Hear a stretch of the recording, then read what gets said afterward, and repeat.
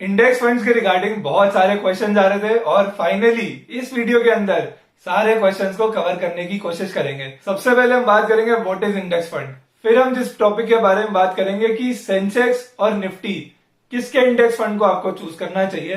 Thirdly जो सबसे common question है कि लार्ज कैप म्यूचुअल फंड और इंडेक्स फंड में क्या डिफरेंस है और कौन सा किसको चूज करना चाहिए।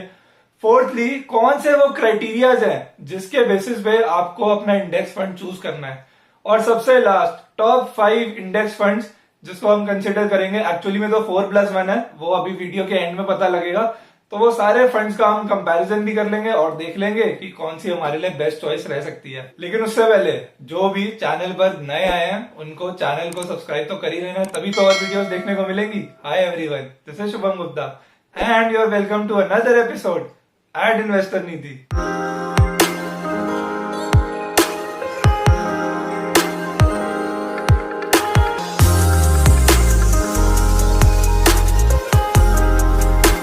तो सबसे पहले बात करते हैं कि इंडेक्स फंड होता क्या है।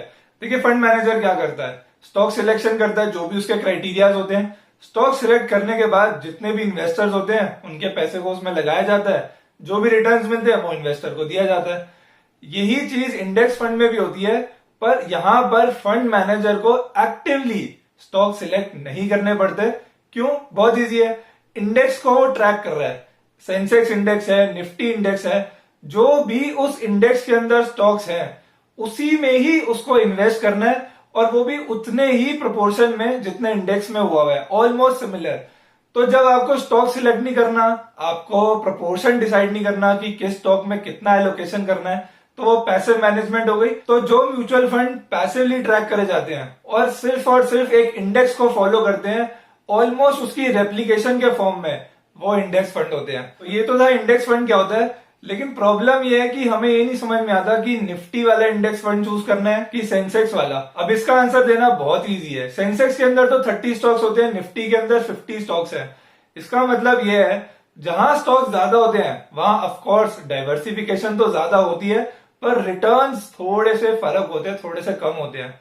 और अगर आप स्टॉक्स देखोगे तो सेंसेक्स के अंदर जो 30 स्टॉक्स हैं वो काफी हद तक निफ्टी से सिमिलर ही होते हैं, इनफैक्ट सेम ही होते हैं ऑलमोस्ट। तो जब वो सेम ही स्टॉक्स हैं तो एक ये ऑब्वियस बात निकल के आती है कि सेंसेक्स में आपको थोड़ा सा एडवांटेज रहेगा, क्योंकि स्टॉक्स लिमिटेड है, लेकिन वही सारे हैं जो निफ्टी में भी हैं। तो जब भी आपको फंड देखना है, सेंसेक्स फर्स्ट प्रेफरेंस रहनी चाहिए। अब एक क्वेश्चन ये आता है कि इंडेक्स फंड को चूज करना है कि लार्ज कैप फंड को।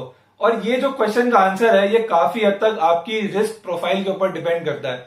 रिस्क प्रोफाइल अगर नहीं पता तो जितने भी यहाँ सब्सक्राइबर्स हैं वो ऑलरेडी अपना अपना रिस्क प्रोफाइल कर चुके हैं। नहीं करा है तो ऊपर आई बटन में लिंक है। रिस्क प्रोफाइल से हमें अपनी इन्वेस्टर कैटेगरी के बारे में पता लगता है कि हम कितना रिस्क ले सकते हैं। तो जो लोग कंजर्वेटिव और मॉडरेटली कंजर्वेटिव कैटेगरी में आते हैं उन लोगों के लिए इंडेक्स फंड है। लेकिन जो लोग थोड़ा सा हायर रिस्क ले सकते हैं उनके लिए लार्ज कैप फंड रहेगा। इंडेक्स फंड में क्या है, आपको टेंशन लेने की जरूरत नहीं है, क्योंकि आपको सिर्फ और सिर्फ इंडेक्स को ही कॉपी करना है, आपके म्यूचुअल फंड को। तो वो रिटर्न्स भी कांस्टेंट ही रहेंगे इंडेक्स के जितने। इनफैक्ट लार्ज कैप में भी बहुत ज्यादा वेरिएशन नहीं आता है, पर लार्ज कैप फंड का क्राइटेरिया ये होता है कि उसको इंडेक्स को बीट करने की कोशिश करनी होती है। लेकिन इंडेक्स फंड में क्या होता है कि जो इंडेक्स में रिटर्न्स बन रहे हैं वो ही हमें मिलते हैं। तो इंडेक्स फंड की एक अच्छी बात यह है कि आप पहले से रिटर्न्स को प्रेडिक्ट कर सकते हो कि इतना ही चलेगा। फॉर एग्जांपल, इंडेक्स फंड में अगर आप 15 से 20 साल कंसिस्टेंटली एसआईपी करते हो तो आपको 14 to 15% रिटर्न जरूर मिल जाएगा। और लार्ज कैप फंड में थोड़ा सा वेरिएशन आएगा, थोड़ा ज्यादा भी हो सकता है, थोड़ा कम भी हो सकता है। तो जो लोग वो रिस्क नहीं लेना चाहते उनके लिए इंडेक्स फंड है, जो थोड़ा सा रिस्क ले सकते हैं उनके लिए लार्ज कैप फंड है। और अल्टीमेटली लॉन्ग टर्म में तो मार्केट ने ऊपर ही जाना होता है। सेंसेक्स अगर अभी 40-50 हजार है तो कभी 1 लाख भी होगा। तो जो रिटर्न्स है वो आपके बनेंगे जरूर और कंसिस्टेंट भी रहेंगे अगर आप लॉन्ग टर्म के लिए इंडेक्स फंड में जाते हो। शॉर्ट टर्म में इंडेक्स फंड में जाने का कोई पॉइंट नहीं है, क्योंकि देखिए मार्केट तो कभी भी गिर सकती है। तो अगर आपने इन्वेस्ट करा लेकिन शॉर्ट टर्म के लिए करा तो आपको लॉस लगने के चांस ज्यादा रहेंगे। तो इंडेक्स फंड उन्हीं लोगों के लिए है, फर्स्टली जो कंजर्वेटिव अप्रोच रखते हैं कि हमें इंडेक्स जितना मिल जाए वो भी बहुत है, और सेकेंडली जो लॉन्ग टर्म पर्सपेक्टिव से उसमें इन्वेस्ट करते हैं। तो ये पर्सपेक्टिव है तो इंडेक्स फंड है, और अगर थोड़ा हायर रिस्क वाला पर्सपेक्टिव है तो लार्ज कैप फंड आपके लिए बेस्ट रहेगा। अब हमें देखना है कि इंडेक्स फंड चूज करते टाइम हम कौन से क्राइटेरियाज को देखें। अब देखिए स्टॉक सिलेक्शन तो क्राइटेरिया है ही नहीं, क्योंकि वो तो इंडेक्स के हिसाब से चल रहा है, तो स्टॉक्स भी हमें नहीं देखना कि किस स्टॉक्स में म्यूचुअल फंड इन्वेस्ट कर रहा है। फंड मैनेजर के बारे में भी पढ़ के कोई खास फायदा है नहीं, क्योंकि पैसिवली मैनेज होना इंडेक्स तो वो भी हमारे पर्पस का नहीं है। हम बेसिकली 2-3 छोटे छोटे क्राइटेरियाज के बेसिस पर ही डिफरेंशिएट कर सकते हैं कि कौन से इंडेक्स फंड को चूज करना चाहिए, जिसमें सबसे पहला क्राइटेरिया है एयूएम, यानी कि एसेट अंडर मैनेजमेंट। बहुत छोटा अगर एयूएम है फंड का तो थोड़ा हमारा रिस्क बढ़ जाता है, क्योंकि अगर कोई बड़ा इन्वेस्टर बहुत बड़ा विड्रॉल करके चला गया तो फंड पूरा हिल जाएगा, उसकी जो एसेट एलोकेशन है वो बिगड़ सकती है।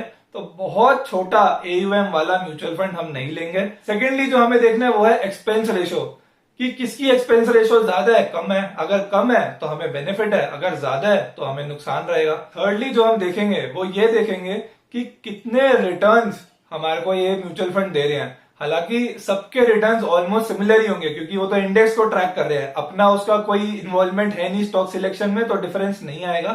पर फिर भी हम देखेंगे कि कितना रिटर्न्स दे रहे हैं। और लास्टली कि एग्जिट लोड क्या है। ऑल्दो इंडेक्स फंड के अंदर इन्वेस्ट करने वालों को एग्जिट लोड की टेंशन नहीं होनी चाहिए, क्योंकि भाई आपकी तो लॉन्ग टर्म इन्वेस्टमेंट है, तो एग्जिट लोड से कोई खास फर्क पड़ेगा नहीं। पर क्योंकि ये रिटर्न है, मेंशन है, तो हम इसके बारे में भी बात कर लेंगे।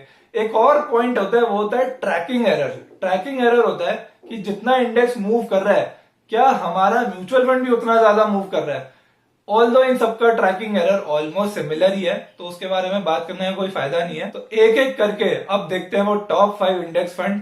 और टॉप 5 है नहीं, एक्चुअली में 4+1 है। जो +1 है वो एक सैंपल म्यूचुअल फंड है आपके लिए, कि आप पहले देखो कि ऐसा भी म्यूचुअल फंड है, और फिर आपको उसको लेना है नहीं लेना है कंपेयर टू जो आप बाकी सुनोगे। तो वो जो सैंपल म्यूचुअल फंड है वो है एलआईसी का सेंसेक्स इंडेक्स फंड। अब ये सैंपल मैं क्यों बोल रहा हूं, अभी आप इसकी डिटेल सुनना और फिर देखना कि बाकी जो 4 मैं बताऊंगा उसके कंपैरिजन में ये कहां स्टैंड करता है। एयूएम इस म्यूचुअल फंड का अराउंड 33 करोड़ है, यानी कि बहुत ही छोटा म्यूचुअल फंड है एयूएम के टर्म्स में।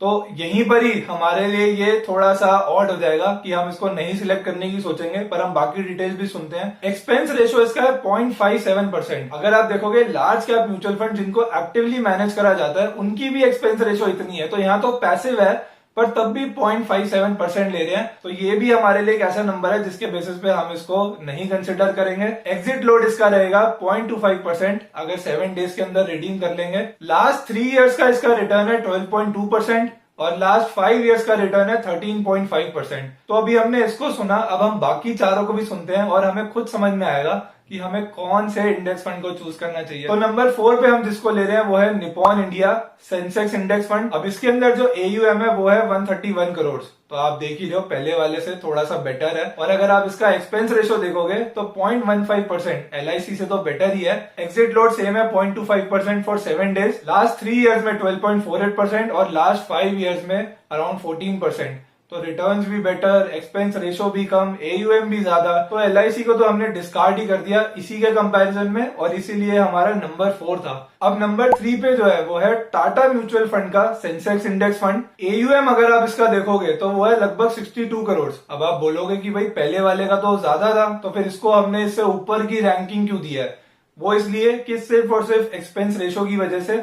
वहां पर 0.15% है, यहां पर है 0.05%, तो थोड़ा सा डिफरेंस वहां पर आ गया। एग्जिट लोड तो सिमिलर ही है, तो उसमें कोई प्रॉब्लम नहीं है। रिटर्न्स भी ऑलमोस्ट सिमिलर ही हैं, और होने भी चाहिए क्योंकि सेम ही इंडेक्स को ट्रैक कर रहे हैं। तो 12.6% 3 इयर्स में दिया इसने, और 5 इयर्स में वही अराउंड 14%। नंबर 2 पे जो आता है वो है आईसीआईसीआई का सेंसेक्स इंडेक्स फंड। एयूएम है इसका अराउंड 250 करोड़, तो स्लाइटली बेटर है वहां पे।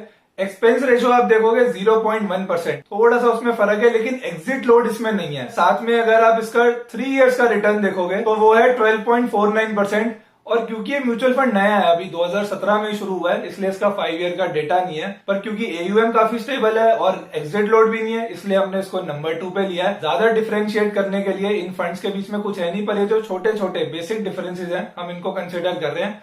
और इसलिए नंबर 1 पे हम जिसको ले रहे हैं वो है एचडीएफसी म्यूचुअल फंड का सेंसेक्स इंडेक्स फंड। इसका जो एयूएम है वो 2000 करोड़ से भी ज्यादा है।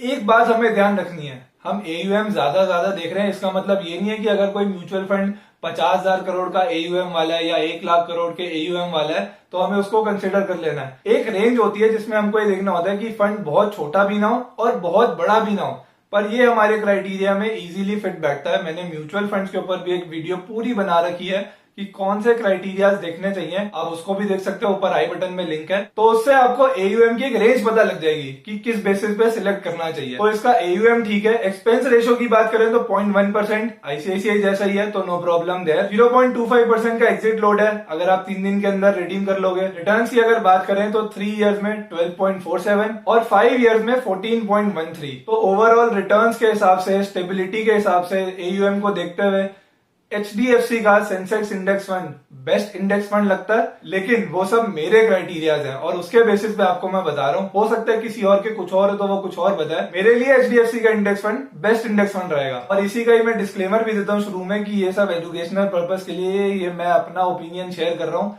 आपको फॉलो करना है, नहीं करना है, क्या लेना है, वो आप अपने एडवाइजर से पूछ कर ही करना, क्योंकि वो आपकी रिस्क प्रोफाइल और सारी चीजों को ध्यान से समझ के आपको एडवाइस दे सकते हैं।